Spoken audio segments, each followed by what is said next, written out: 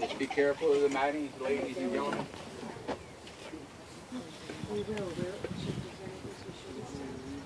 Oh, you should step all over. Just be careful of it.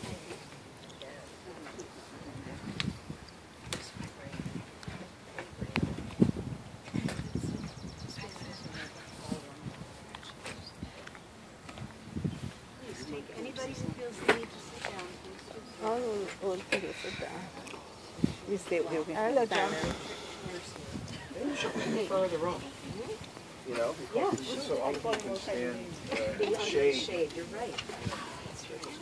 Good. Hello. We'll just leave a little space Hello, right here for the Julia. wheelchair. Yeah.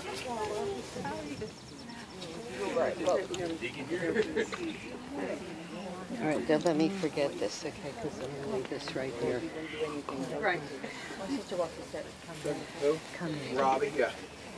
Hi, Robbie. Some hot spot is on.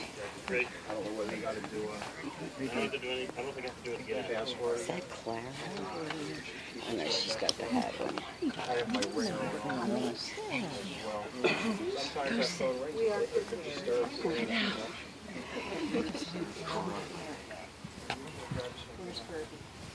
Everybody come under this tent because it's much Hot under the tent. Yeah, it's really hot under the tent. Come under the tent. Come. Do not stand down there. It's Valerie, sit down. No, we all. You've probably been standing for a while. Yes. Who needs to sit down? Please sit. Anybody feeling feeble? Who wants to sit? Well, and you? Hi, Therese. Hi. How are you? Good to see you. Yeah, you're good. And Clara? There. Got you locked. How are you? Oh, isn't that recognizable? And you? How do you do? This is something Mother really loves to eat. How are you?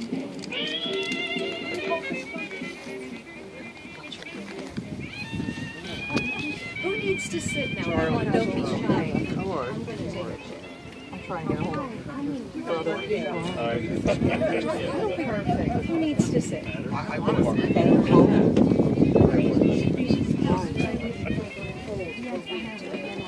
Anybody? Come under this tent. All right. Who wants to sit down? See? Sit.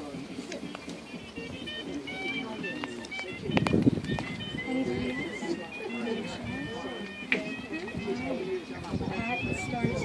else? Where's the heart? Right here? I was just carrying out the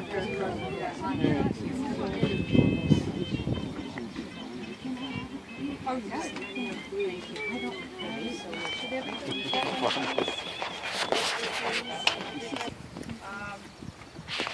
welcome to the service for Antoinette Lola DiStefano. And from what I understand, she was a really great lady, and I've had the opportunity to meet her children either by phone or in person, and she certainly left quite a legacy. So today we're here to celebrate her life a little bit and to bring her to her final resting place. Before we begin, I just want to remind everybody just to turn off your cell phones or put them on vibrate. And without further ado, John is Well, we had hoped to have Bill Mayo do this. Reminds me something that Jerry Seinfeld would say. There are many studies, they all come up with the same thing. What is the greatest fear of man? Public speaking. Or to his death. So, if that's true, then the average person that goes to a funeral would rather be in the casket than the one speaking the eulogy. Now, she would have laughed at that. And you know that deep laugh that she has, that unself-conscious laugh that can even hurt others. She would smile broadly when entering a room, and that charm, the host or hostess couldn't deny her what she wanted. It was this charm that often got her bumped up to first class when I was flying with her. I would say, why not bring me along? Well, you're not deaf. And I would, of course, retort, or old. And then that laugh would fly up again. So, the other great love Lola had was music. And that's remarkable, because she was deaf. But Lola could hear music in a way that we can't. None of us can. When she and I were in Venice together, we would spend the evenings when weather was permitted to sit on the Piazza San Marco, and she would hear the music. And she would smile broadly, and at times she would say, I know that too. And then she would start to sing it, and she would remember the words, and it just blew me away. So I wasn't surprised when I heard that on a trip earlier to San Marco with her daughters, the band was playing Sweet Georgia Brown, and she started to do the Charleston. She remembered things from her childhood mostly. When she got her second, it was a cochlear implant, but she had her second hearing aid, which allowed her to hear music a little bit better. We sat in our living room and we just played tune after tune after tune, and she was just picking out pieces of it, but she knew those songs. It was really a great part of her. So, wherever you are now, I hope you are dancing. At least that is the image that I will carry with me. Thank you. Thank you. Now, Sandra? Oh boy. I do. I can put them up. My phone rang during the interrupt the internet connection. So I have my ringer on off, but whatever. It's all right. All I right. can leave it So for be prepared to continue sending the music. Don't worry, I'm not going to read the whole thing. Two things Lola talked about quite a bit. Well, first of all, when I was asked by the family to help take care of her, I thought, great, I have a job. And the other thing is I have the privilege of helping my aunt. And to be with someone at this time in their lives when they come to the end, it's a privilege and it's an honor because it's a sacred thing. But I found myself doing that quite a bit lately. My son died in 2010. That was a long illness, and a lot of, angst and agony and all of it. And then I take care of my uncle, and then my girlfriend's mother, who has Alzheimer's, and she recently passed away. And so when I was asked to help with Aunt Lola, I thought, how can I do this? But everything I'd been through prepared me to really be able to be there for her, and to recognize what it is that frightens us the most, what we come up against when we have to look at our lives, and we really have the courage to have insight and to be honest about all of it. And she was very much wanted to understand that. And I know the way a lot of us were raised, we grew up intimidated by God, fear God and all that, but in Hebrew, fear really means awesomeness. So I would share some things with her. How did you get through all the pain and all of that? And I said, that's how we got through. To trust every day and to be willing to grow and to be willing to look at the good, the bad, the ugly, and to know that God was going to bring me to who He created me to be, and I would share this with her.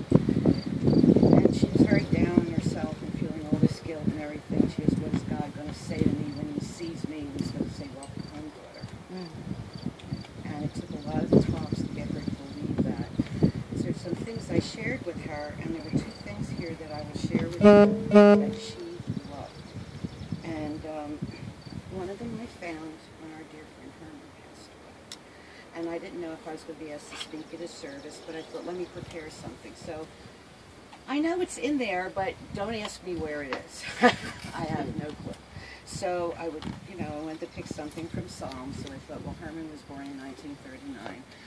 So I looked at Psalm 39, and that didn't fit. So I went to Psalm 139, and I thought, perfect. I shared that with her. And there was one other thing that I shared, and it's for all of us. And Psalm 139 is sort of becoming a tradition now, unintentional, but it has. I did get to read that at Herman's service, but I had the priest read it at my father's graveside. And we had a service for my mother, and at home, in my daughter's home, and we read it there also. So I thought, well,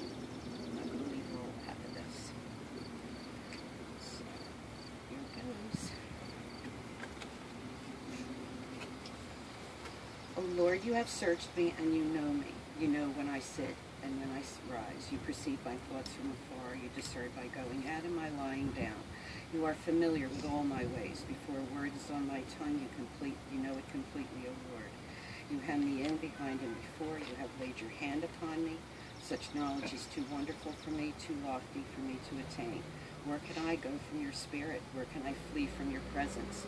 If I go up to the heavens, you are there. If I make my bed in the depths, you are there. If I rise on the wings of the dawn, if I settle on the far side of the sea, even there your hand will guide me, and your right hand will hold me fast.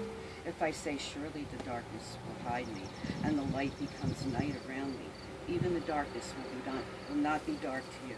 The night will shine like the day, for darkness is as light to you. For you created my inmost being, you knit me together in my mother's womb. I praise you because I am fearfully and wonderfully made. Your works are wonderful, I know that full well. My frame was not hidden from you when I was made in the secret place, when I was woven together in the depths of the earth. Your eyes saw my unformed body. All the days ordained for me were written in your book before one of them came to be. How precious to me are your thoughts, O God, how vast is the sum of them. Were I to count them, they would outnumber the grains of sand. When I awake, I am still with you. And then the other thing, Lola always said, so what are you praying for? What do you want? In all the places you've been, and all the things you've seen, why is it that there's still something you're longing for? What is it you want? She said, I want to be able to love better. I said, well, that's a challenge for all of us, because we humans, that's the worst thing. We're the worst at that. And our lives are about learning what that is. So, this is for all of us. It's a gift. And Lola absolutely loved this, and it gave her so much peace, and I'm so glad that I could be part of that. If you doubt it, look who she was surrounded with: Val, Juliana, Mary, all strong women of God who were there to answer all of her needs. One thing I want to say about today. Today is my granddaughter's 22nd birthday. It is also the 19th anniversary of my mother's death. So there are no receipts. This is 1 Corinthians 13. If I speak in the tongues of men and of angels, but have not love, I am only a resounding gong or a clanging cymbal. If I have the gift of prophecy and can fathom all mysteries and all knowledge, and I have a faith that can move mountains, but have not love, I am nothing. If I give all I possess to the poor and surrender my body to the flames, but have not love, I gain nothing. Love is patient, love is kind. It does not envy, it does not boast. It is not proud, it is not rude, it is not self-seeking, it is not easily angered. It keeps no record of wrongs. Love does not delight in evil, but rejoices with the truth. It always protects, always trusts, always hopes, always perseveres. Love never fails. In the end, it's out, and now, one of the most powerful words to me are these: for now we see through a glass darkly, but once face to face, we will know as we are known. And now these three remain: faith, hope, and love, but the greatest of these is love. Rest in peace, Aunt Lola. I love you, I understood you, and I hope I was able to give you some comfort. And now you can be with your best girlfriend. Very nice, Sandy. Pamela? Thanks. We wanted to put this on the back of Mother's message, but didn't discover it in time. It's a poem that she wrote. Mother used to write poetry, and she kept things in books. I hope we find more of them as time goes by, but this is called Shadow. The light grows bright and brighter still, then spills across the windowsill, across the floor, and up the door. I watch and thrill with tense delight until the shadow covers. There's so much more than there seems to be, and I have copies for anybody who'd like to have. Thank you.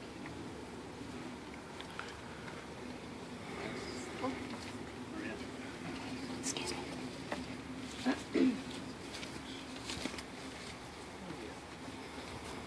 The trio from Così fan tutte.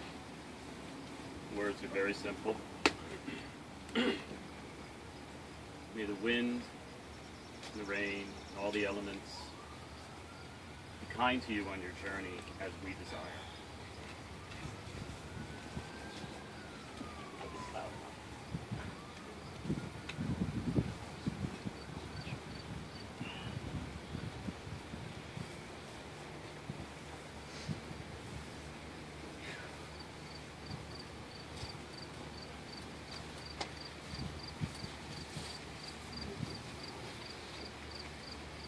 No pressure, you know. No pressure. There we go.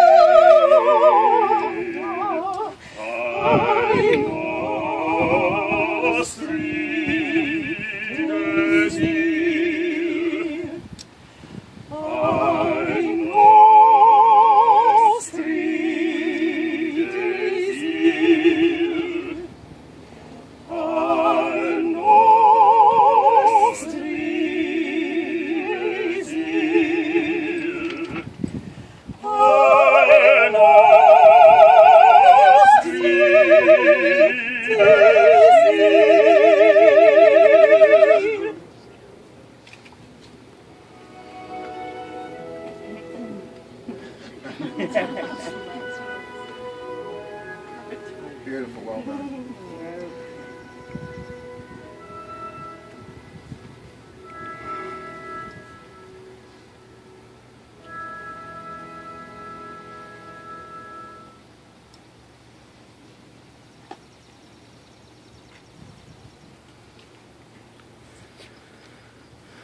I asked everybody that everyone hold hands. Take a moment for yourself. Think of our Lola.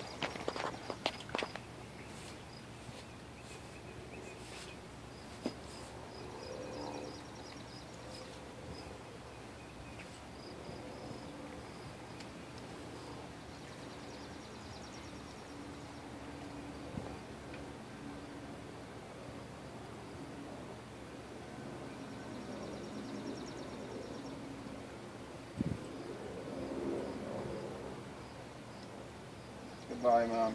You did good. You did good.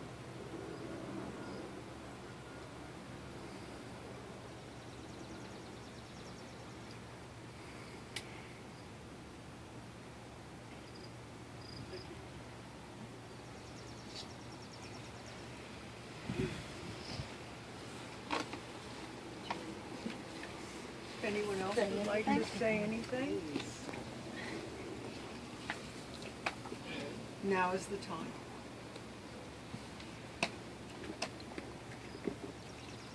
I met Lola in 1990 when Greg hired me at the Victor Cafe, and one of the first things that she did was to test me.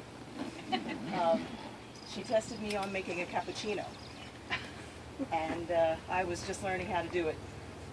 And I made what I thought was a cappuccino, and I handed it to her, and she quickly informed me that that was not a cappuccino, that was slop. And if I didn't fully understand that she was telling me that it was slop, she then signed it to me, that it was slop. Lola was one of the hardest working people I'd ever known of any age. Most of the time when I came into work, she had already been there for several hours, and it was not going to be surprising to see her standing up on something, usually cleaning something, including like the tops of the pictures. She very, very much valued the legacy that she was helping to uphold. And she, as much as she may have ruffled feathers here or there, it was absolutely her right. And my belief was always that no matter how she said it, she was right.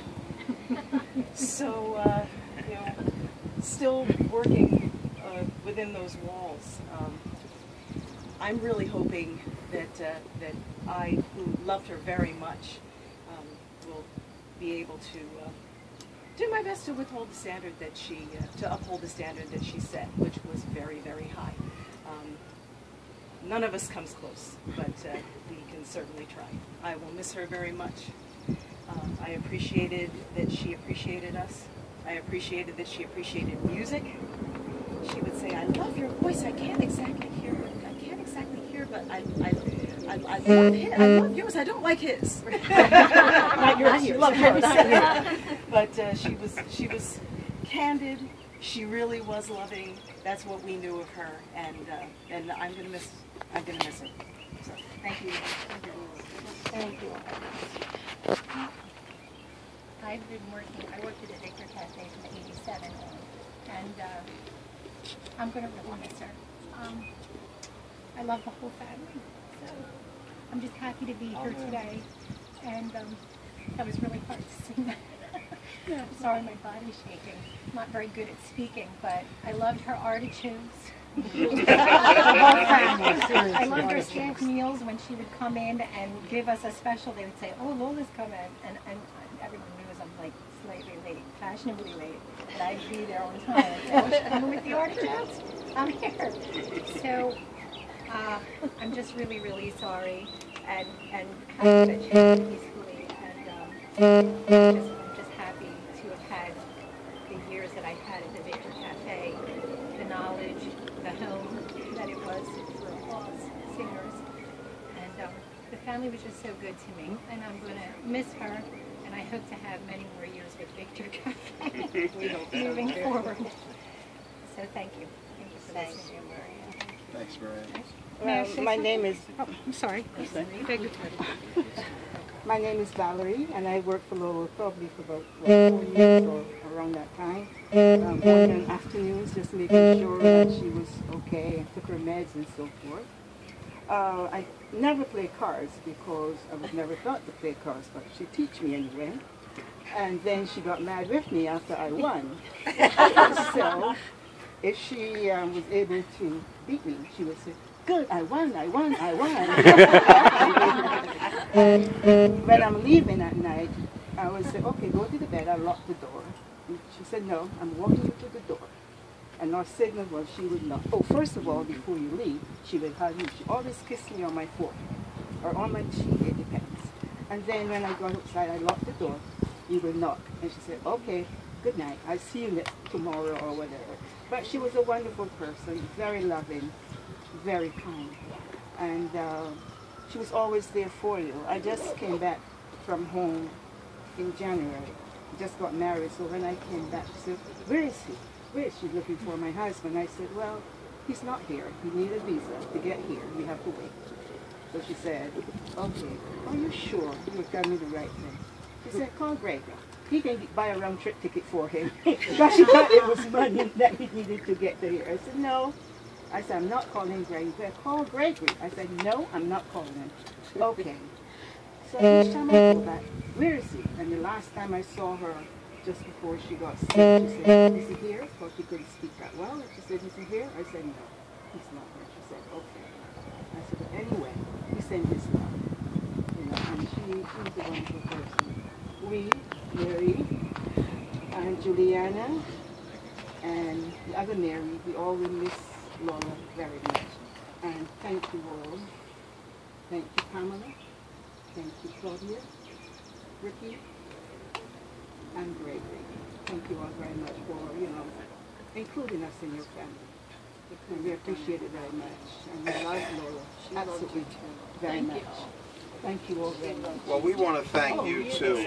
You know, we want to thank you too, Valerie and Julianne and Mary and the other Mary, because you know you were all so strong and there for our family and for my mother, and we, all of us from the bottom of our heart, thank you. I mean, it was just so special for the last, you know, that last week together. That was just, you know, I'll never forget that. And you were all so strong. Sandy, you too. I don't want to leave anybody. I think I was being prodded by my wife to say something, but you know, I mean, I'm glad that we're all here together as a family united. You know, at least on this day, it's great. Our family's had, you know, our share, like all families have had. I've thought many times about what I would say, you know, when Mom died. You know, you're angry with her one day, you know, happy next day.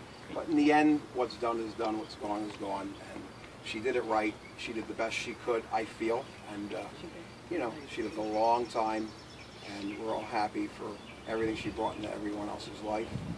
And you know, she had a heart too. You know, I guess being deaf all those years and either not hearing things or choosing not to hear whatever. You know, again, our family has had our share. You know, and you know, I guess it's just a normal thing or whatever. But it's good that we're all here, you know, united together and just to pay respect for Mom, you know, and Dad as well. And well, he's here, and you know, he knows everything's fine. He's going to be here, but it's well, that's part of us, you know. We're all not here, so. Everybody has to Not step yet. back. I do.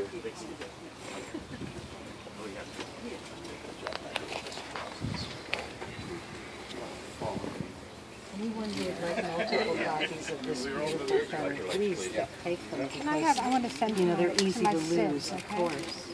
They're easy to, you put them in books, and if you add more than one. It was a limited edition. This is it.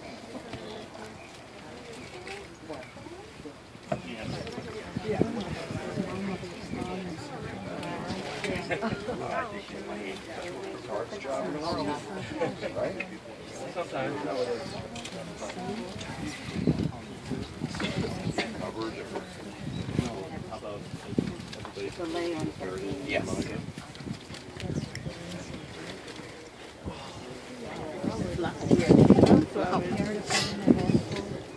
They're getting out of the for you too. First before you put the pages before. I'll go grab it. Go ahead. Go ahead. That we remember about the most is that we shared the same crazy sense.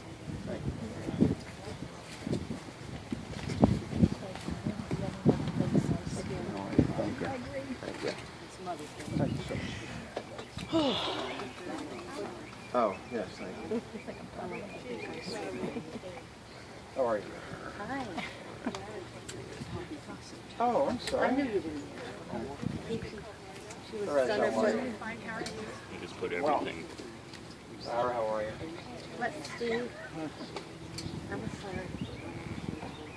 I put 6 gardenias for Mother's Day. One for each. All right, I'm ready. It's my daughter. Oh my goodness gracious. She looks just like your mom when you were both little. How old are you? I was going to say, 15 or 16. You are happy. You're about the age of my younger one. Good. Congratulations. Beautiful. Beautiful. Good job.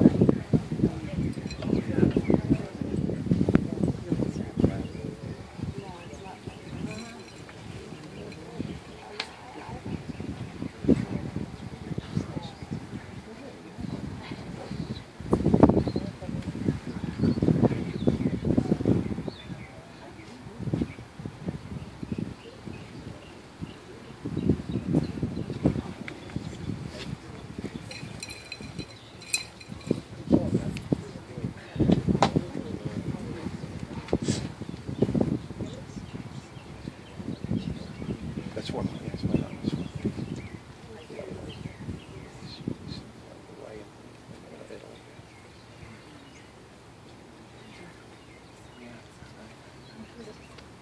Would anybody else like to put a little earth on the urn?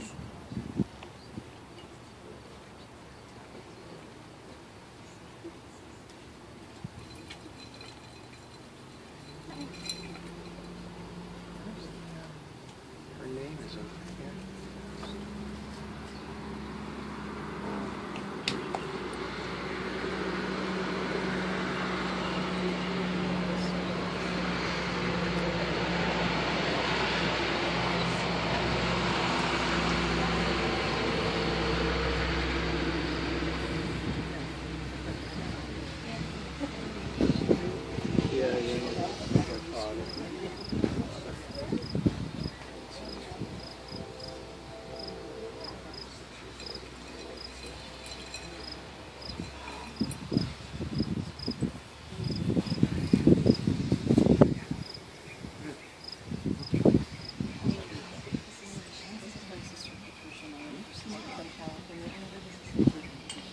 And when she wrote to me about coming, I said, well, it's family. She said, I said goodbye, which I know the address is. That concludes the services here today. Please feel free to mingle and talk and remember Lola. Thank you.